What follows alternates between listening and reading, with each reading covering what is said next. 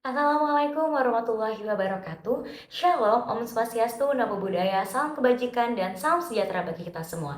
Perkenalkan, saya Viva Nur Sabrina dengan NIM 2021021100. Di sini saya akan membuat sebuah video yang bertujuan untuk menjadi salah satu pemenuh tugas daripada mata kuliah dari Manajemen Hubungan Industrial. Selamat menyaksikan.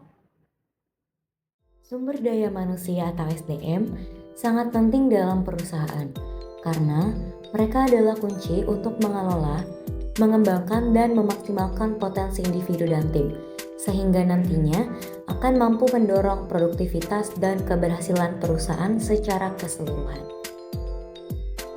SDM memiliki peran yang sangat penting dalam perusahaan karena departemen inilah yang akan bertanggung jawab untuk mengelola, mengembangkan, dan memaksimalkan potensi karyawan yang merupakan aset penting bagi perusahaan karena kinerja dan inovasi mereka menentukan kesuksesan sebuah organisasi. Berikut ini merupakan contoh bagaimana SDM dapat memengaruhi kinerja perusahaan. Misalnya, dengan mengimplementasikan program pelatihan berkelanjutan, SDM dapat meningkatkan keterampilan dan pengetahuan karyawan, sehingga nantinya akan mampu meningkatkan produktivitas dan efisiensi yang pada akhirnya akan mampu meningkatkan kinerja perusahaan secara keseluruhan. Kira-kira gimana ya cara SDM untuk bisa mendapatkan karyawan yang sesuai dan punya kualitas yang baik? Hal pertama yang akan dilalui oleh SDM adalah proses rekrutmen yang efektif. Proses ini melibatkan teknik seleksi yang cermat untuk memastikan kandidat terbaik serta mempertimbangkan kesesuaian budaya antara perusahaan dan karyawan guna mencapai sinergi optimal dan kinerja yang maksimal. Berikut ini merupakan teknik seleksi yang umum digunakan oleh perusahaan untuk memastikan kandidat terbaik. Yang pertama wawancara, yang kedua tes kemampuan, yang ketiga assessment center, yang keempat tes psikometri, yang kelima adalah referensi kerja, yang keenam adalah tes kesehatan, yang ketujuh adalah screening online, yang kedelapan adalah background check. Berikut penjelasannya. Wawancara kerja adalah proses di mana calon pekerja bertemu dengan pihak perusahaan untuk saling mengenal lebih jauh. Tujuannya adalah untuk mengevaluasi kualifikasi, pengalaman, dan kepribadian calon serta untuk memastikan kesesuaian antara kandidat dengan posisi yang ditawarkan. Wawancara juga merupakan kesempatan bagi kedua belah pihak untuk bertukar informasi tentang harapan, visi perusahaan, dan lingkungan kerja yang diharapkan. Saat ini, sudah banyak berbagai macam bentuk wawancara yang dilakukan oleh perusahaan. Misalnya, ada perusahaan yang melakukan kegiatan wawancara secara offline, ada juga perusahaan yang melakukan kegiatan wawancara secara online, ada pula beberapa ketentuan perusahaan yang memang mengharuskan melakukan beberapa kali sesi wawancara. Contohnya dengan Nestle, dimulai dari melakukan sesi wawancara secara virtual lalu dilanjutkan melalui proses wawancara secara online dan terakhir dapat melalui sesi wawancara secara offline. Selanjutnya adalah tes kemampuan. Beberapa perusahaan akan melakukan tes kemampuan bagi calon karyawannya. Salah satu contoh dari tes kemampuan adalah tes kemampuan teknis. Misalnya ketika mereka ingin memeriksa kemampuan teknis yang relevan dengan posisi yang dilamar, seperti tes coding untuk programmer dan lain sebagainya. Biasanya, bentuk tes kemampuan yang umum dilakukan adalah tes bahasa untuk menguji kemampuan berbahasa baik lisan maupun tertulis, terutama jika pekerjaannya membutuhkan komunikasi internasional. Lalu akan ada assessment center. Assessment center ini adalah metode evaluasi yang komprehensif untuk mengukur keterampilan dan kompetensi calon karyawan atau karyawan yang sudah ada. Biasanya digunakan untuk mengevaluasi calon manajer atau karyawan yang akan ditempatkan pada posisi strategis. Berbeda dengan wawancara individu atau tes tulis, assessment center ini melibatkan serangkaian latihan simulasi dan penugasan yang dirancang untuk menilai berbagai aspek termasuk kepemimpinan, komunikasi, kerjasama tim, dan kemampuan memecahkan masalah. Contoh umum dari assessment center adalah studi kasus. Biasanya, peserta diberikan sebuah studi kasus yang memerlukan analisis mendalam dan mengambil keputusan strategis. Misalnya sebuah perusahaan teknologi memberikan studi kasus tentang strategi pemasaran global untuk produk mereka. Peserta diminta untuk menganalisis pasar, mengidentifikasi peluang dan tantangan, serta merancang rencana pemasaran yang komprehensif. Selanjutnya adalah tes psikometri, di mana calon karyawan diharuskan untuk mengikuti tes psikometri secara online yang dapat mencakup tes kepribadian, tes kemampuan numerik, tes verbal, atau tes logika. Referensi kerja adalah proses di mana pihak perusahaan atau tim HR menghubungi orang atau pihak lain yang memiliki pengalaman kerja langsung dengan seorang calon karyawan. Tujuan dari referensi kerja adalah untuk memvalidasi informasi yang diberikan oleh calon karyawan dalam proses rekrutmen, misalnya seperti pengalaman kerja, kinerja, sikap kerja, kemampuan interpersonal, dan integritas.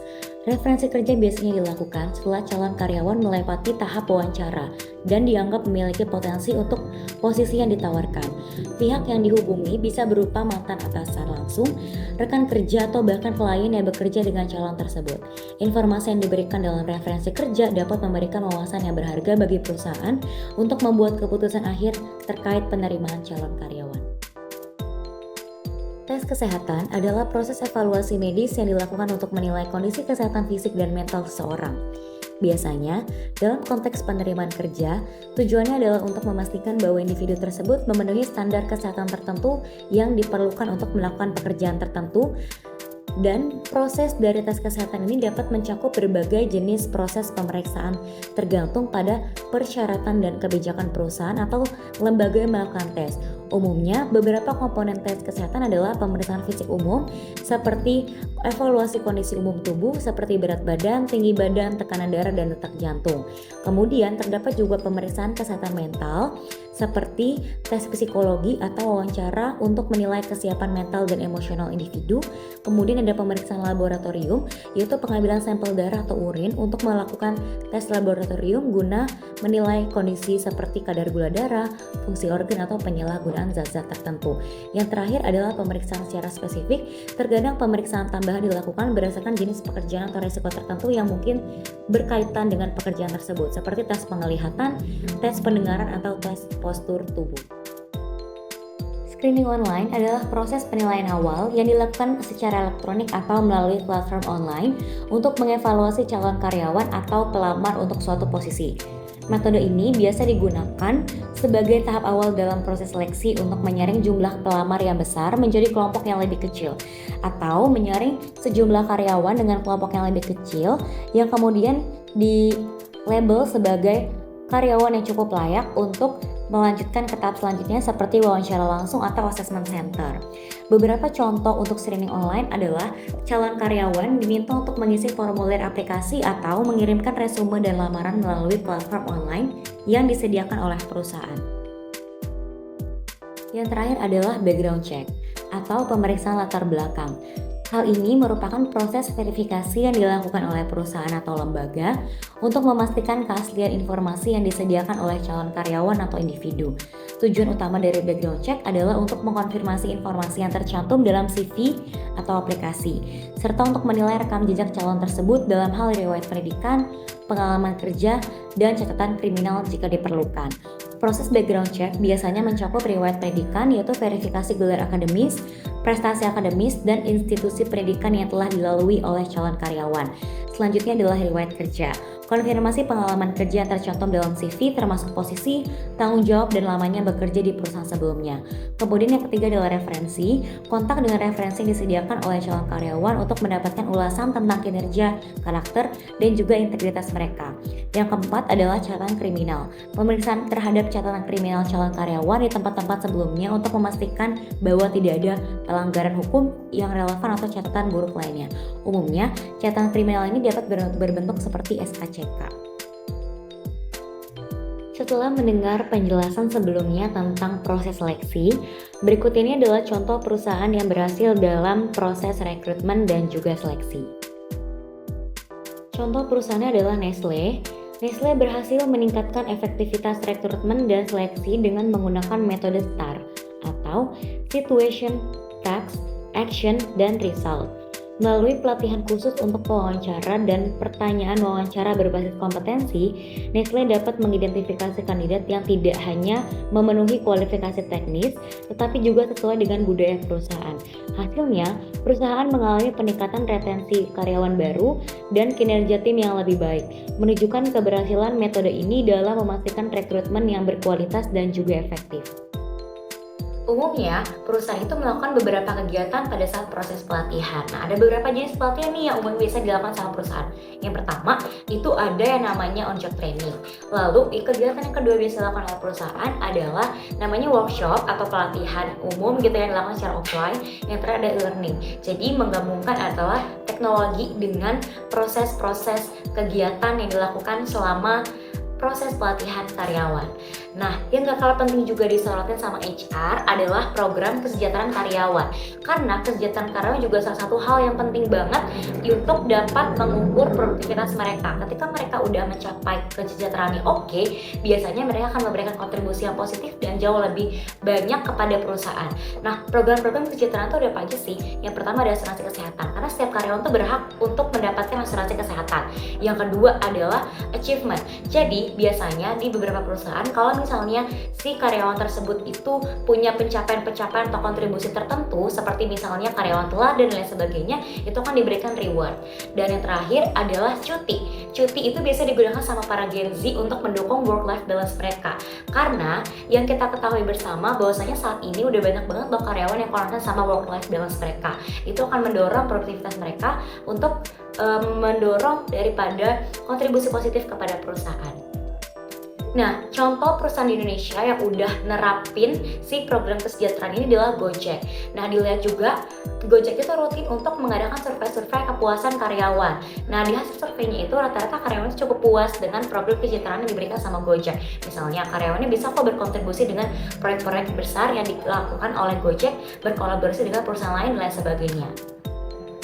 Nah, untuk mendukung daripada tadi keberhasilan sebuah tim di perusahaan ini untuk mendorong kontribusi mereka kepada perusahaan adalah memperkuat daripada jalinan dari si tim itu sendiri. Biasanya pakai apa sih untuk memperkuat si tim itu sendiri dalam satu departemen atau satu divisi? Biasanya akan ada kegiatan-kegiatan yang dilakukan oleh perusahaan rutin, misalnya contohnya adalah workshop pelatihan. Lalu biasanya itu ada sistem namanya outbound atau di mana karyawan itu akan sama-sama jalan-jalan keluar dan akan ada kegiatan-kegiatan lain untuk meningkatkan sisi kolaboratif antar tim. Itu akan sangat amat berperan positif kepada pembentukan chemistry antar masing-masing individu dalam tim dan akan mampu untuk mendorong produktivitas bagi perusahaan juga. Biasanya, HR akan menggunakan beberapa alat atau software yang digunakan untuk membantu pekerjaan mereka, atau biasa disebut dengan HRIS, Human Resource Information System. Adapun beberapa aplikasi atau alat yang biasa digunakan, yang pertama adalah SAP SuccessFactors, yang kedua Oracle HCM Cloud, yang ketiga adalah Workday, yang keempat adalah Bamboo HR, yang kelima adalah Zoho People, keenam KKHR, dan terakhir adalah ADP Workspace Now.